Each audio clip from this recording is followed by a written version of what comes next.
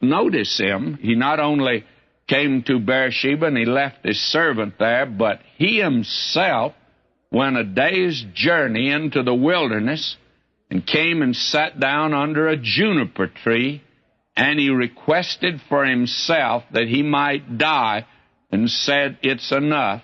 Now, O Lord, take away my life, for I'm not better than my fathers." And I don't know who ever told him he was any better than his fathers, but nevertheless, his fathers had died, and he said now he wants to die.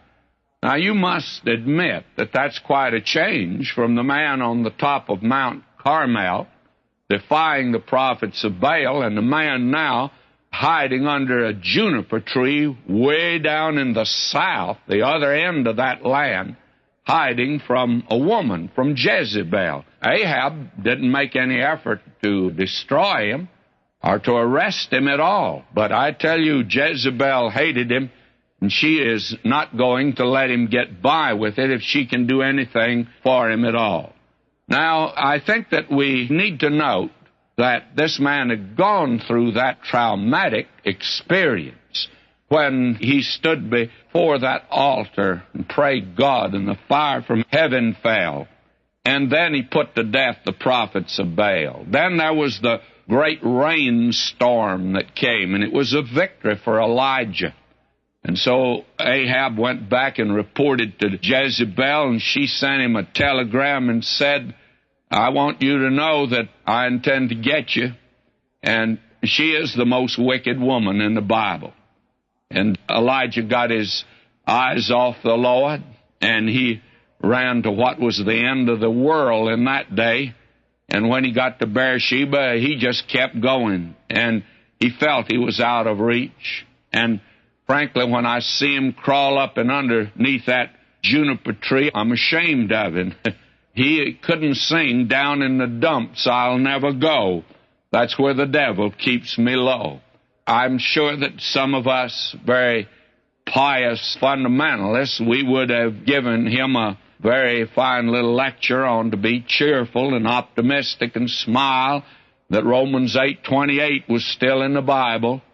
But may I say to you, I don't think you could get Elijah to smile under that juniper tree. I heard of an English divine that preached a sermon some time ago on the subject, "Brief, Bright, and Brotherly."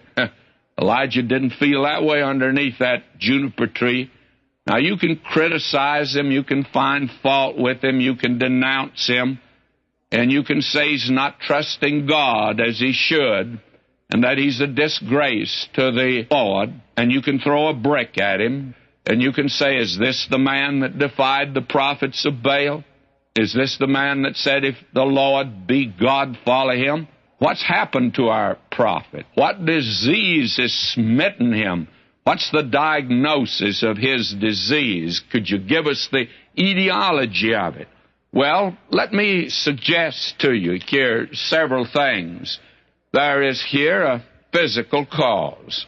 He's overworked, he's overwrought, and he's overworried.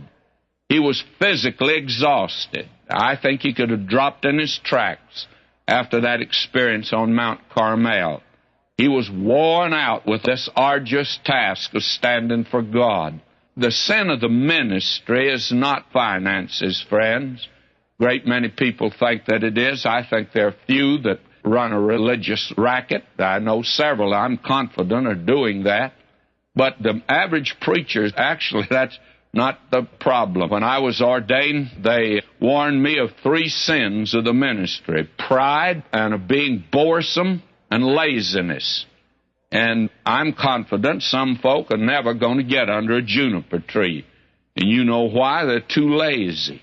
Why, there were 7,000 that had not bowed the knee to Baal, and they're not under a juniper tree. No, but they're hiding up yonder in a cave somewhere, and they'll never be able to stand on the lofty heights of Mount Carmel, and they'll never be able to see the fire come down from heaven.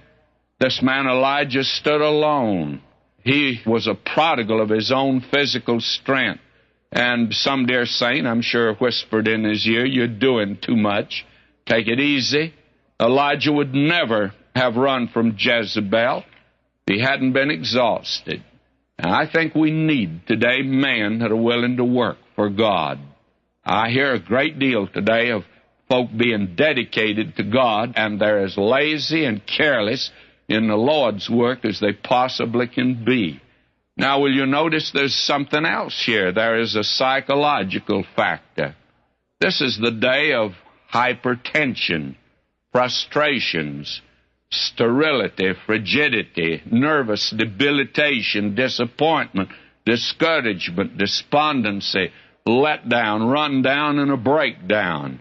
And perhaps you misunderstood about this man. He was rough and rugged. He was a blood and thunder man. He had a rugged exterior. He concealed a sensitive soul.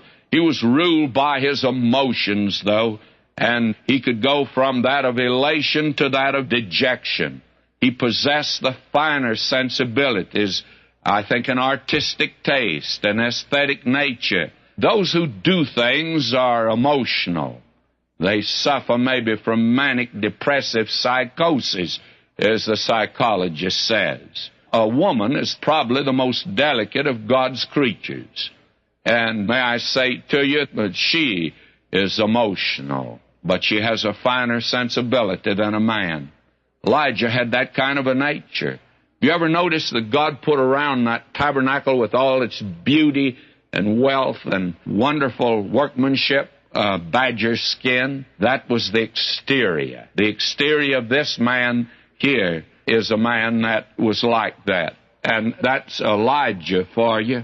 And he's crying out now to God to take his life. I tell you, he's in a bad